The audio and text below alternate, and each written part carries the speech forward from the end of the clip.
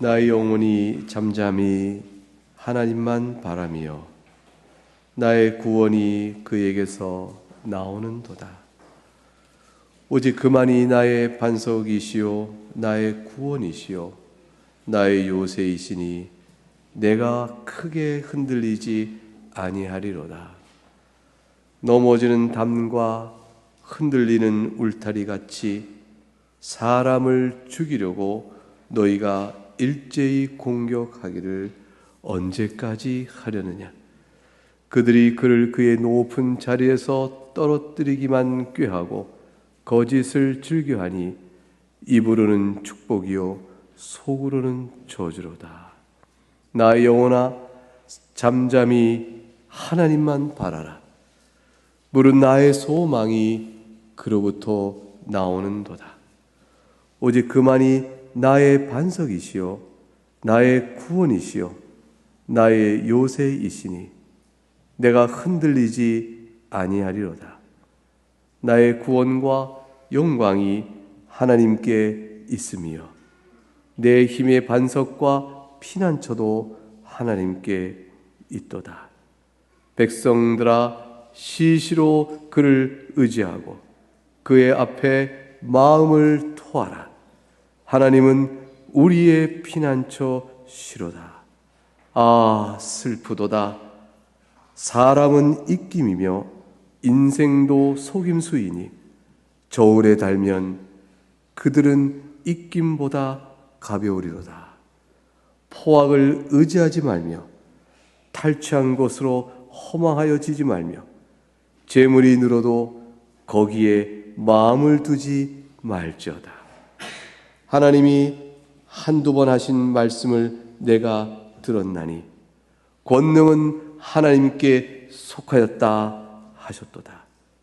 주여 인자함은 주께 속하오니 주께서 각 사람이 행한 대로 갚으심이니이다. 하나님의 말씀입니다. 하나님께 감사합니다. 사랑하는 어린이 여러분, 또 교우 여러분, 기도란 무엇입니까? 기도는 우리의 소원을 하나님께 아뢰는 것입니다. 하나님의 뜻에 맞는 것에 하나여 예수의 이름으로 우리의 죄를 자백하면서 그분의 긍휼을 감사함과 인정함과 그에 올려드리는 것입니다. 소음답 99문을 볼까요? 하나님께서는 기도에서 우리를 지도하시기 위하여 어떤 규범을 주셨습니까? 하나님의 말씀 전체가 기도를 가르치시는 데 유용하지만 기도에 대한 특별한 지침은 그리스도께서 가르치신 기도 형식인데 주님의 기도라 불립니다. 네, 이제 주의 복된 말씀을 여러분 모두에게 전하겠습니다. 인생은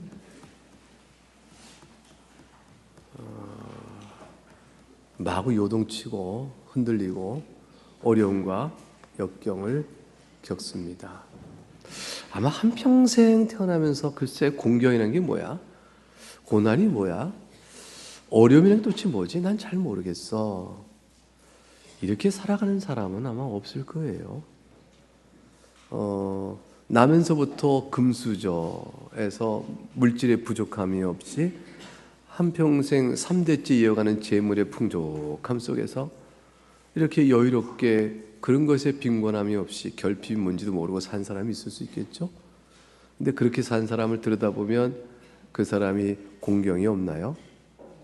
마음의 상함과 찢김과 죄와 그 모든 것들에서 가정도 산산조각을 날 수 있고요. 그리고 그 재물 유지하느라고 겪는 많은 고통도 있고요. 그 마음의 죄의 욕망과 관련해 얽혀진 여러 사건들이 다 있어서 그 사람 개인과 가정과 살아가는 공동체 안에서 괴로움을 겪습니다. 그러니까 사람들이 가장 많이 공통인식하는 게 뭐냐면 인생은 덧없다라는 게 약간 염세적이고 허무적인 인생관에 대해서 대개가 다 동의해요. 왜냐하면 살아보니까 쉽지 않거든요. 일정한 파도 치는 것처럼 쉴 새 없이 파도가 밀려오듯 마음의 번민들이 있는 법입니다. 근데 그런 가운데서도 어지간한 파도는 넘기고 넘어갈 수 있는데 어떤 것은 내 인생이 그냥 끝났다. 이제 죽는 거 외에는 내게 선택이 없지 않을까? 더 어떻게 살지? 이렇게 싶을 만큼 막다름에 이르러서 그냥 마치 서 있는 땅이 확 꺼져버린 것처럼 다리에 온 힘이 다 풀려버리고 그리고 여지껏 한평생 해왔던 모든 것들이 한순간에 무너져버리는 그럴 것 같은 공포와 두려움, 낙심, 절망, 아픔, 슬픔 이 모든 것들이 밀려올 때가 있습니다. 여러 가지로 오는 것이죠. 우리가 생로병사를 통해서도 다 오는 것이고 이건 인생이에요. 이거는 다 아는 일이에요. 우리가 인생의 이 일들의 원인이 성경 분명히 죄 때문이라 하시고요. 인간들이 죄를 범해서 그런 것이고요. 그 죄의 양상이 우리 삶의 전체 구조 안에 설정되어 있어요. 그 죄로 인한 모든 고난과 슬픔이라는 것은 인생 자체에 설정되어 있는 것이에요. 그래서 예수님이 이 땅에 오신 거예요. 그 가운데 우리를 살리시고 그 가운데 소망을 보고 살 수 있으려면 죄사함과 은혜, 하나님의 용서의 약속과 주의 말씀에는 살 길이 없기 때문에 타락 이후에 이 전 세상 속에서 미쳐지는 죄의 모든 비참한 결과와 그것들을 위해서 살 길을 내어주시려고 예수님이 또 오신 것이죠. 오늘 본문 62편의 다윗은요, 여러분 다윗의 인생은 누구나 다 좋아할 것 같잖아요. 근데 그 인생 참 개인으로 보게 되면 하나님 믿는 신앙만 빼놓으면 별 인생 아니에요.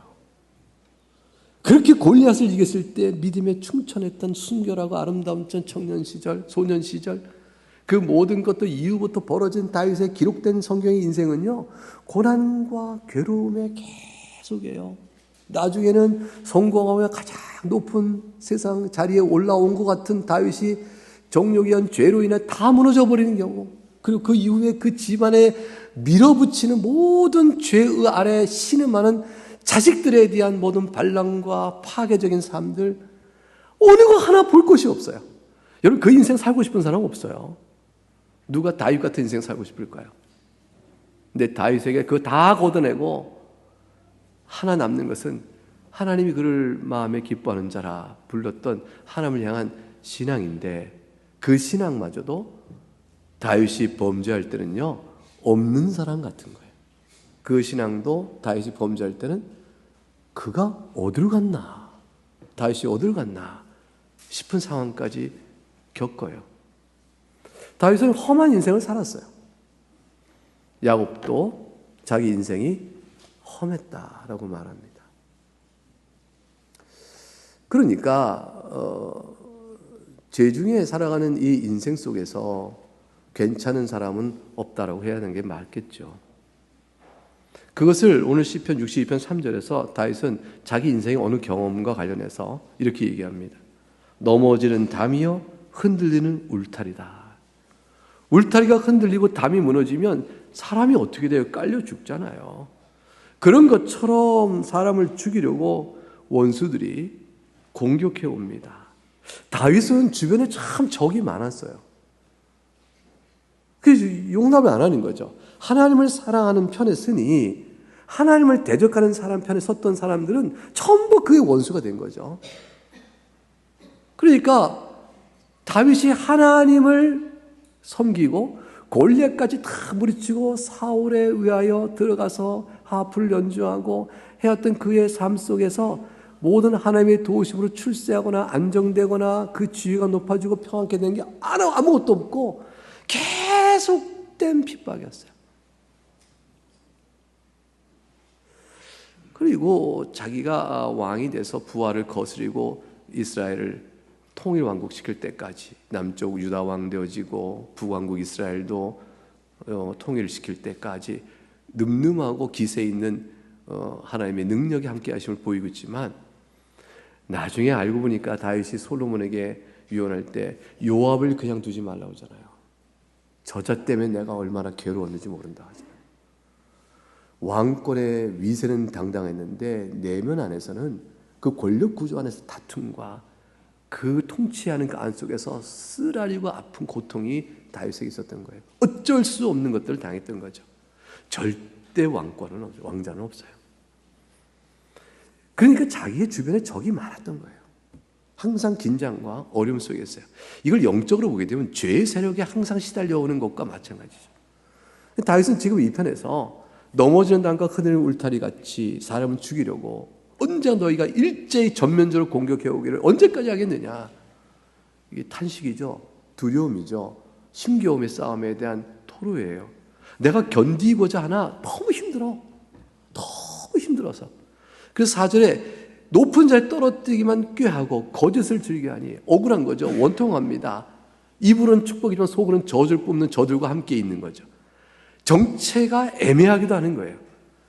그 입으로는 축복하니 내 우편이요 나의 오른편이요 나와 함께 있는 자라 싶은데 속으로는 자기를 갉아먹으러 하고 있으니 뒤에 알고 나니까 뒤통수를 맞기도 하는 거죠.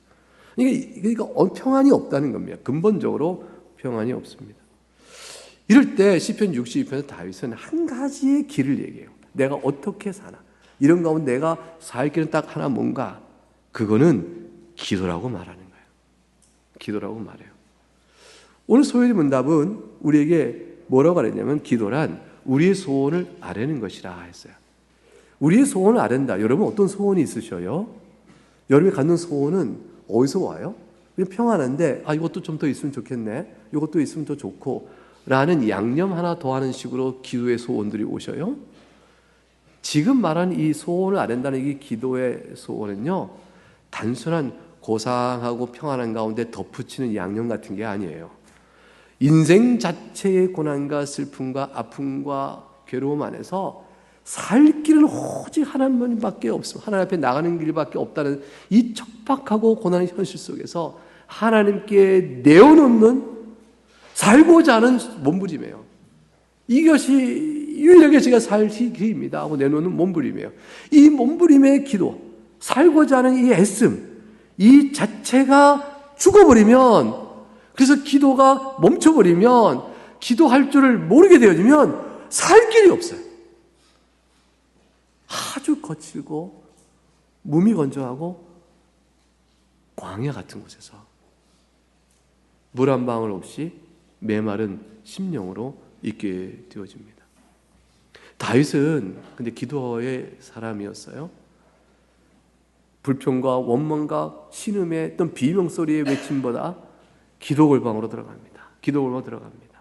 시편 62편에서 다윗의 기도가 어떻게 들어가는 걸 보면서 소요리 문답을 따라 우리가 살펴보는 가운데 기도의 마지막 부분까지 왔는데 기도는 무엇인가를 한번 생각해보는 시간을 갖길 바랍니다.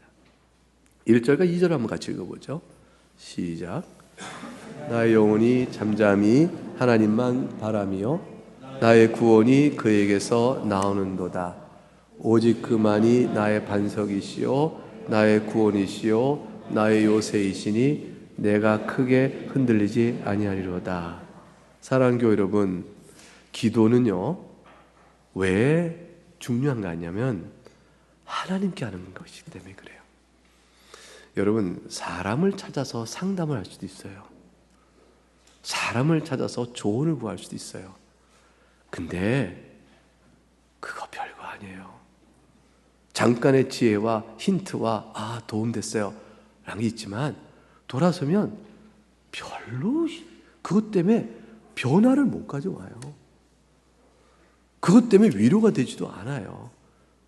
잠깐 그때는 귀가 딱 열리고 그래 맞아 또 그렇게 되지만 사실은 모든 상담과 조언이라는 것은 사람의 조언이라는 것은 사태를 바꿀 힘이 없고요. 상담은 결국 내 이야기를 들어준 것에 대한 공감을 얻은 만족도, 위로 그 이상 없어요. 그것 때문에 뭐가 달라져요? 상담으로의 사태가 바뀌어지는 게 없고요. 조언은 사태를 바꿀 능력 자체가 없어요. 이 땅에 사는 동안에 어떤 인간의 형편을 받는 그저 얕은 지혜이죠. 근데 기도는 달라요. 사람 앞에 가는 게 아니라 하나님 앞에 나가는 거예요. 하나님이 창조주이시요 또 이 역사를 다스리시는 통치자이시며 무엇보다도 말이죠. 내 아버지라는 사실이에요. 하나님은 저의 아버지예요. 나를 사랑하셔요. 그러니까 그 아버지께 나가는 거죠. 내가 원통의 말, 불평의 말, 어려운 거 쏟아붓기 전에 하나님 아버지께 나가자. 아버지 집에는 얼마나 먹을 것이 많은고. 탕자가 아버지께 그 큰 죄를 범하고도 아버지께로 가야겠다. 아버지 집에 얼마나 먹을 게 많은고. 풍족하지 않은가. 아버지께 죄를 고하고 아버지께로 나갑니다. 그러니까 어떤 상황이든지 하나님께 나가야 돼요. 여러분 사는 동안에 좌로나 우위나 유일하게 여러분을 도와줄 분은요 하나님 외에는 없어요. 그 하나님 한 분께 나갈 수 있도록 우리에게 하나님과 우리 사이에 막혀진 휘장을 확 찢고 나갈 길을 열어주신 분이 예수 그리스도시에요.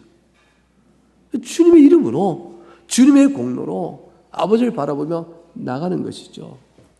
기도는 어떤 의미에서는 말을 많이 할 필요가 없어요.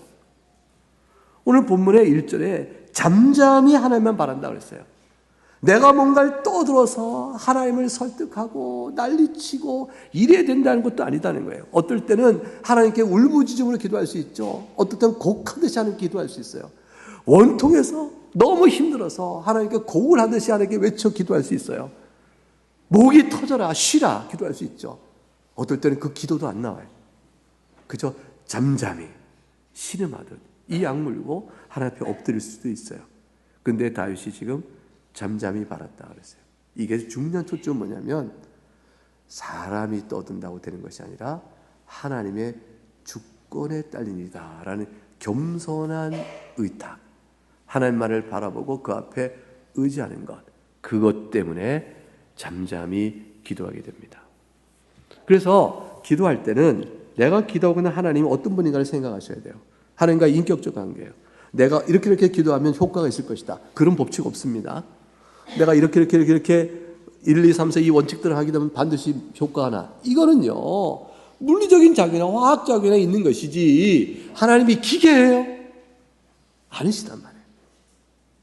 그러니까 인격적인 하나님 앞에 자기 고령과 소원을 알고 나갈 때는 하나님의 음성을 듣는 준비를 갖고 나가야 돼요. 하나님께서 이 문제에 대하여 내게는 뭐라고 말씀하실까? 내게는 뭐라고 말씀하실까? 내가 무엇을 바꿔가면 좋을까? 나를 향한 하나님의 뜻은 무엇일까? 그거를 듣고자 하는 마음을 가지고 내 문제를 주 앞에 내어놓는 것이에요. 그렇지 않으면 하나님 내어놓고 내가 이렇게 말을 많이 하고 이렇게 했으니 하나님 들으시고 답을 주셔야죠? 라는 식의 잘못된 기도 관리를 갖게 되는 거죠. 어떨 때는 말보다도 침묵이 있고요. 어떨 때는 침묵보다 말을 해야 될 때가 있고 기도는 다양합니다. 그러나 초점은 항상 하나님께 두는 것이죠. 5절과 7절 말씀을 같이 읽어볼까요? 시작. 나의 영혼아 잠잠히 하나님만 바라라. 나의 소망이 그로부터 나오는도다. 오직 그만이 나의 반석이시요 나의 구원이시요 나의 요새이시니 내가 흔들리지 아니하리로다. 나의 구원과 영광이 하나님께 있습니다. 내 힘의 반석과 함께 있도다. 오늘 그 본문을 보게 되면 여러분 5절과 6절은 1절과 2절을 그대로 다시 반복하죠. 그 사이에 있는 말은 딱 한 가지였어요. 자신이 당한 고난과 고통이었어요. 그게 3절부터 4절의 말씀이었어요. 자기가 얼마나 어려운 상황에 있는가를 말하고 앞에 처음에 이랬던 1절과 2절을 5절과 6절에서 그대로 다시 말합니다. 처음과 끝은 오직 하나예요. 하나님만 바라는 거예요. 근데 1절에 보니까 나의 영혼이 잠잠히 하나님만 바란다 라고 서술식으로 말했는데 이거를 5절에서는 바라라 하고 명령을 때리고 있어요. 왜 그럴까요? 흔들려요. 잠잠히 하나님만을 바라는 것이 맞아요. 난 그렇게 해요. 그런데 넘어지는 담이요 흔들리는 울타리가 막 덮쳐오니까 너무 힘들어서 파도가 너무 크니까 그러니까 내 영혼이 하나님을 잠잠히 바라지 못하고 흔들려요. 그러니까 외칩니다. 나의 영혼아 잠잠히 하나님만 바라라.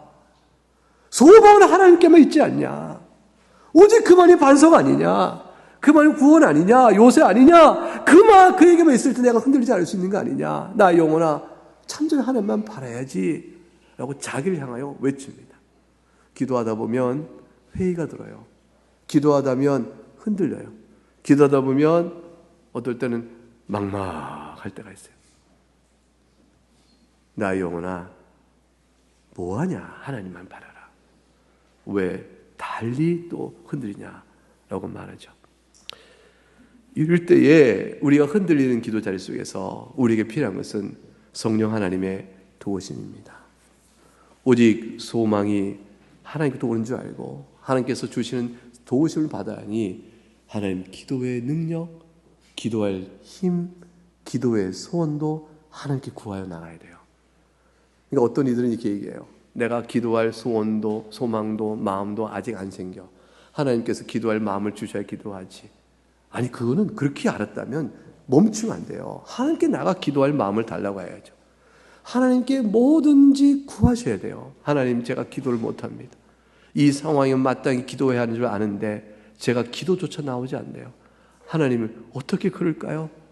제가 기도가 그친 지 꽤 됐어요. 하나님 어떻게 그럴 수 있을까요? 하나님만이 나의 소망이요 나의 반석이요 구원이신데 제가 어떻게 기도를 멈춰요? 하나님 이렇게 미련한 자가 어디 있어요? 하나님 저는 미련한 자요, 저는 어두운 자요, 무지한 자요. 하나님 제 마음이 왜 이렇게 강팍한가요? 하나님 불쌍히 여겨주시고 제 마음에 기도의 마음을 주세요. 그거부터 기도하셔야죠. 관심을 두셔야죠. 하나님께 말하셔요.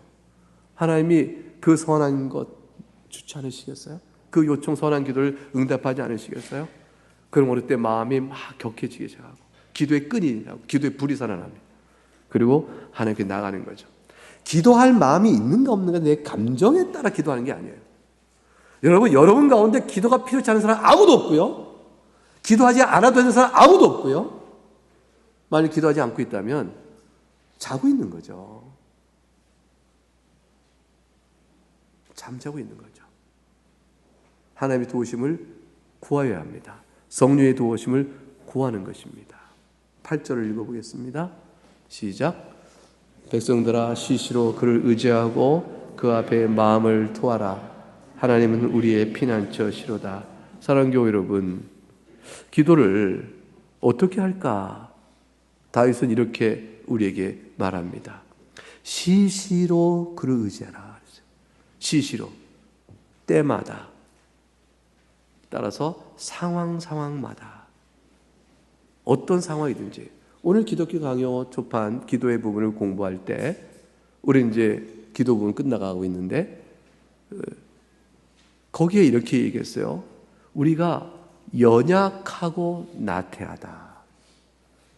연약하고 나태하니 기도를 하지 않는다. 그래서 기도를 해야 마땅하며 그 주께서 기뻐하시는 일이요. 기도를 통해 하나님께서 우리를 사랑하심을 나타내 보이시는데 그래서 어떻게 하면 좋은가 할 때 시시로 기도하는 일을 알려줘요. 아침에 눈을 떠 삶 생활을 시작할 때 기도로 해라. 그리고 일과를 시작할 때 기도로 해라. 밥을 먹을 때 기도를 해라. 일과를 마치면 기도를 해라. 그리고 자기 전에 기도를 해라. 기본적인 이런 기도의 습관 안에서 어떤 사건이나 상황을 맞이할 때마다 기도를 해라. 이렇게 얘기했어요. 그것이 시시로 때때로 끊임없이 계속해서 기도하는 거예요. 오늘 아침에 일어나셔서 기도하셨어요? 아침에 밥을 먹으면 식사할 때는 다 기도하셨겠죠?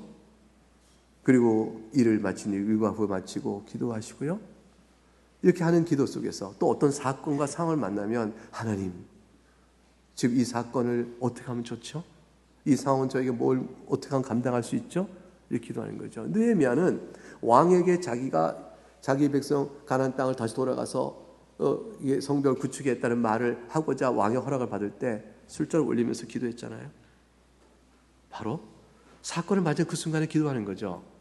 여러분이 어떤 일을 하든지, 무엇을 하든지, 어떤 사람을 만나든지, 어떤 필요한 순간에 하나님께 잠깐 기도하며 마음으로 나가기 시작하는 거죠. 하나님 도와주세요.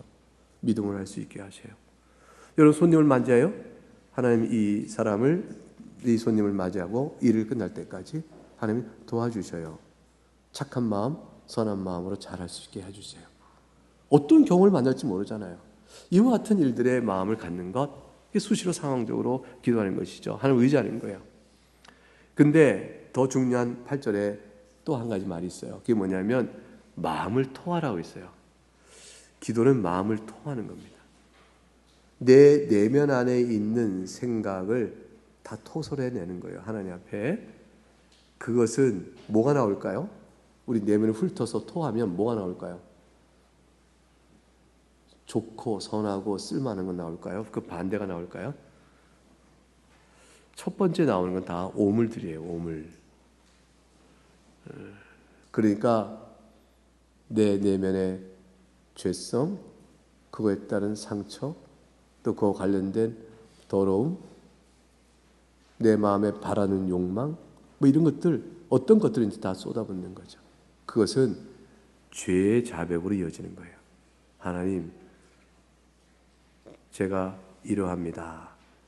이런 죄의 자백을 놓고 마음을 토하는 일들은 기도의 중요한 요소다라고 되어 있어요. 그러고 나서 이어지는 것이 하나님에 대한 전적인 감사예요. 하나님이 얼마나 긍휼이 풍성하신지를 알고 그 앞에 감사하는 거예요.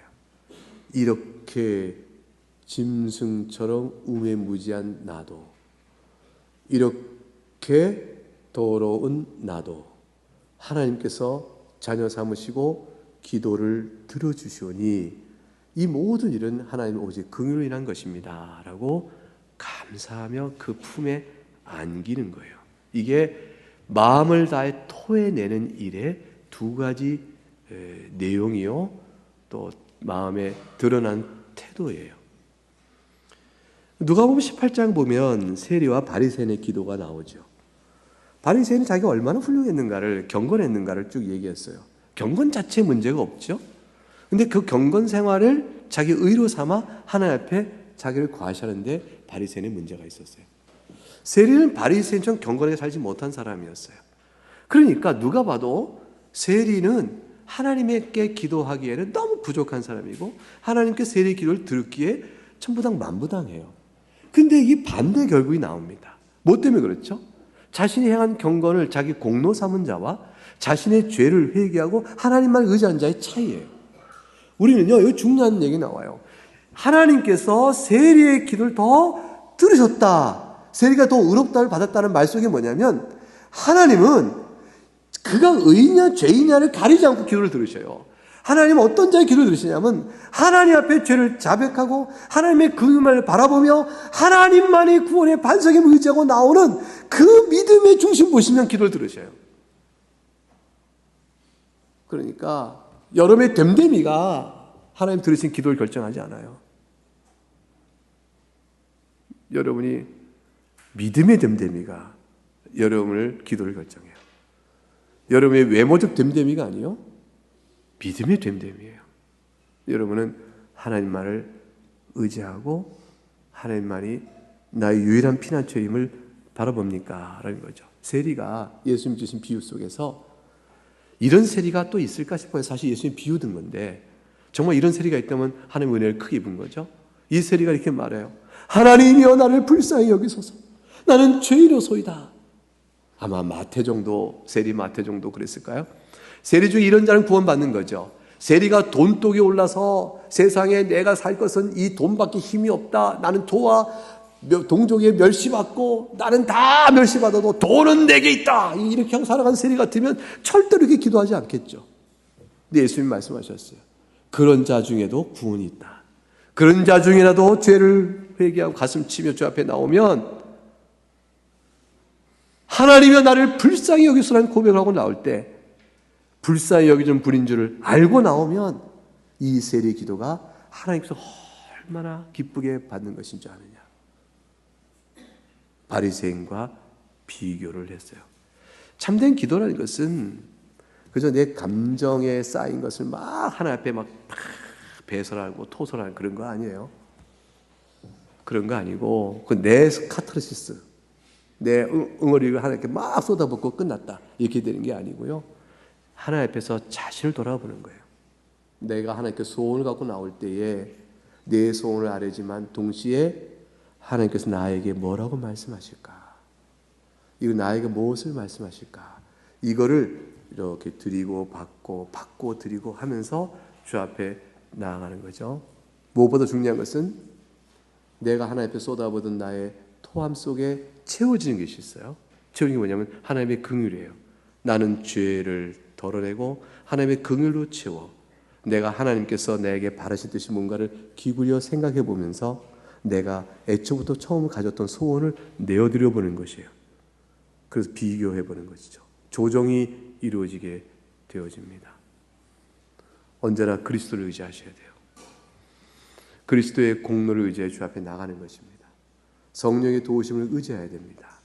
무엇을 빌 바를 알지 못할 때 하나님 앞에 빌 바도 구하셔요. 하나님, 제가 이 상황 속에 무엇을 구해야 될까요?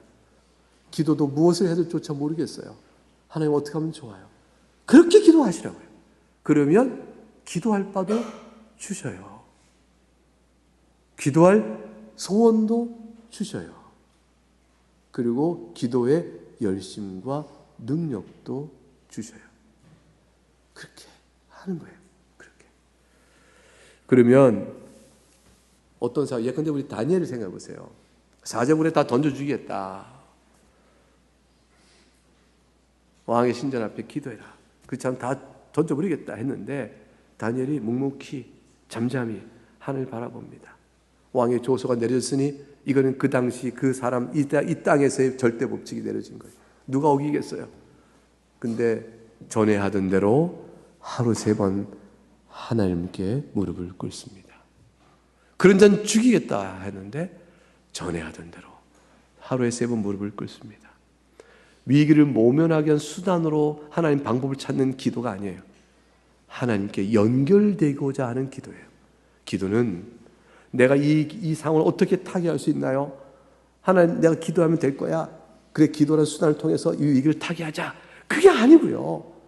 기도는 근본적으로 죄의 자백과 하나님의 긍휼 앞에 내가 내 몸을 의탁하고 나가며 하나님께서 원하신 뜻이 무엇인가를 분별하며 그 가운데 내 소원을 아뢰는 것이라면 기도는 살든지 죽든지 하나님 앞에 연결되겠다. 하나님께 끌어줄 수가 없습니다. 하나님 나의 피난처입니다 하고 하나님께 꽉 동아리줄로 묶는 생명줄과 같은 것이에요. 이 세상보다는 하나님이 더 견고하고 요동치 않는 피난처시잖아요. 사랑하는 성도 여러분, 여러분의 마음이 답답할 수 있고 어려울 수 있어요. 낙심되고 신앙생활이 뭔가, 도대체 이게 뭔가 싶을 수도 있어요. 그 모든 어떤 회의감, 막막함, 무미함, 건조, 이 모든 것들, 그럴 때 기도하셔요. 찬송하며 기도하셔요. 몇 마디 못하셔도 괜찮아요. 예수님 이름 의지하고 성령 도우심 바라며 기도부터 기도의 입을 열어달라고 하나님께 그것부터 기도하셔요. 하나님께서는 우리가 쏟아붓는 우리의 더러운 토사물을 더럽다 안 하시고요. 그걸 다 그리스도의 보혈로 덮어서 깨끗하게 해주시고 그리스도의 중보만을 바라보며 우리의 피난처 기꺼이 언제라도 변함없이 우리를 향해 두 팔 벌려 기다리고 계셔요. 9절부터 11절 말씀 읽어보겠습니다. 시작. 아 슬프도다. 사람은 입김이며 인생도 속임수이니 저울에 달면 가벼우리로다. 포악을 의지하지 말며 탈취한 것으로 허무하여지지 말며 재물이 늘어도 거기에 마음을 두지 말지어다. 하나님이 한두 번 하신 말씀을 내가 들었나니 권능은 하나님께 속하였다 하셨도다. 다윗이 보는 인생입니다. 인생은 슬프다. 사람 입김에 불과하다. 존재하는 것 같지 않다는 거죠. 인생도 살아보니 속임수니 거짓으로 점철되어 있다. 그런 인생을 저울에 달아보면 그나마도 뭐가 남겠냐. 입김보다 가벼우니 이런 인생이 슬프지 않을 수가 없죠. 근데 그 인생을 잘 살아보겠다고 포악을 의지해요? 남의 속임수로 탈취하여 그것을 의지해요? 이 다 허망한 것이라는 거죠. 재물이 늘어도 거기에 마음을 절대로 두지 말라고 말합니다. 그러면 마음을 둘 곳이 어느 것이냐면요, 11절에 하나님의 권능이에요. 하나님 말을 의지하고 하나님 앞에 나가는 겁니다. 그래서 그렇게 나갈 수 있도록 하기 위하여 우리가 마땅한 기도를 드릴 수 있도록 기도의 지침이요 모범이요 그걸 보여준 것이 주님께서 가르치신 주기도문이에요. 우리 이것을 몇 주에 걸쳐서 차근차근 살펴볼 것입니다. 예수님은 사람을 의지하지 않으셨어요. 이 땅에 있는 동안 빌라도가 내가 너를 놓아줄 권세도 있지 않느냐, 그따위 것 의지하지 않으셨어요. 하늘에서 내리신 뜻이 아니면 네가 뭘 할 수 있다고 하느냐. 주님은 단호하게 말씀하셨어요. 주님은 주의 뜻 하나님께만 자신을 의탁하셨죠. 너무 고통스러우니까 겟세마네 동산에서 이 자를 내게서 지나가게 하옵소서 할 만한 인간정, 인성에 따른 고난을 고백하셨지만 그러나 아버지 뜻대로 하옵소서 그랬어요. 하나님만께 의지하는 것입니다. 하나님의 뜻이라는 그 궁극적인 방향타, 나침반, 그것으로 향해 우리의 마음을 두는 것이 참된 기도인 것입니다. 여러분, 말씀으로 돌아가셔요. 말씀을 보시고 하나님께서, 그 인자하신 하나님께서 나를 붙드실 것이라 하는 확신을 말씀을 통해서 확인하셔요. 12절이 여러분에게 확인시켜주는 한 구절입니다. 12절 읽어봅니다. 주여 인자함은 주께 속하오니 주께서 각 사람이 행한 대로 갚으시니이다. 사랑하는 교회 여러분, 주님의 인자함 하나님께만 있습니다. 하나님께만 베푸신 인자는 사람에서 구하는 인자하고는 달라요. 우리의 어떤 상황이든지 하나님 앞에 나오는 자를 받지 않는 그러한 인색함이란 전혀 없는 무한하고 풍성하신 자비와 긍휼, 그것이 바로 인자입니다. 어떻게 알아요? 정말로 하나님 그러실까요? 그럼요. 무엇으로 아셔요? 십자가 예수 그리스도. 자기를 내어주시기까지. 그 사랑 주신 하나님은 아들의 이름을 의지하여 나오는 모든 자들을 사랑하지 않으실 수가 없어요. 사랑에 겨워 춤추신다고요. 여러분 모두를 하나님의 사랑에 겨워 맡기시고 바라보셔요. 여러분이 예수 안에 있기 때문에. 여러분 때문이 아니고 여러분이 예수 안에 있기 때문에. 찬송하겠습니다. 우리 각각 개인에게 적용하며 기도할 텐데 한 예시문을 한번 같이 읽어보겠습니다. 그리스도의 중보와 성령의 도우심을 구하는 기도를 이렇게 한번 해볼까요? 시작. 사랑의 하나님 아버지, 오늘 우리는 우리 주님만이 우리의 유일한 반석이요 피난처 되심을 고백합니다. 우리는 여전히 연약하여 무엇을 기도해야 할지 모르고 때로는 우리의 욕심을 우리 기도의 이름으로 포장할 때가 많음을 자백합니다. 그러나 이제는 중보자 되신 예수 그리스도의 이름을 의지하여 담대히 은혜 보좌 앞으로 나아갑니다. 우리 안에 계신 성령 하나님, 우리의 탄식을 기도로 바꾸어 주시고 하나님의 선하신 뜻이 무엇인지 분별하게 하옵소서. 형식적인 입술의 고백이 아니라 삼일체 하나님의 풍성한 사귐 속으로 들어가는 참된 기도의 사람이 되게 하옵소서. 마음을 토해내는 결단과 신뢰를 위하여 이렇게 기도를 한번 해볼까요? 시작. 권능과 인자하심이 충만하신 하나님, 넘어지는 담과 같이 흔들리는 우리 인생을 붙들어 주시니 감사합니다. 다윗처럼 우리의 상한 마음과 아픈 형편을 주님 앞에 정직하게 토해내기를 원합니다.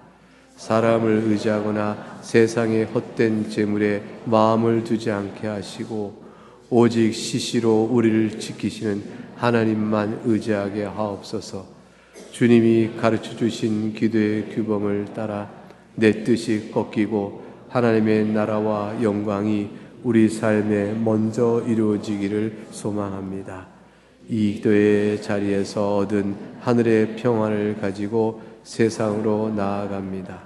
이제는 크게 흔들리지 아니하며 오직 주님의 인도하심을 따라 살게 하옵소서. 여러분 마음에 떠오르는 또 잡히는 은혜에 따라서 하나님께 잠시 동안 개인적으로 적용하며 기도하겠습니다.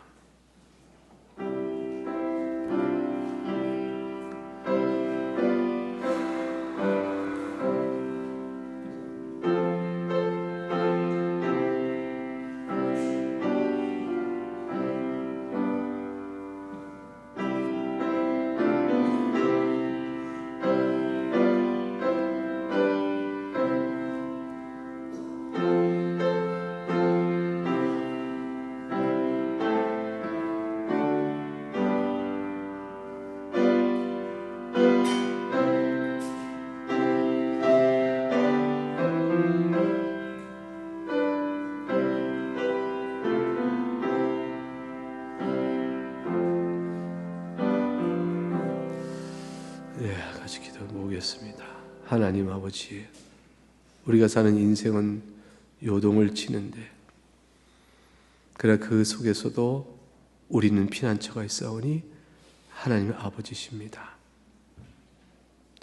우리의 피난처신 하나님 아버지께 나아가는 길은 기도이오니 그리할 때에 우리의 영원한 피난처시요 또한 우리의 기도의 모범이신 예수 그리스도를 따라 기도하게 하시고 넉넉히 견뎌가며 승리하는 우리가 되도록 주여 도와 주시옵소서.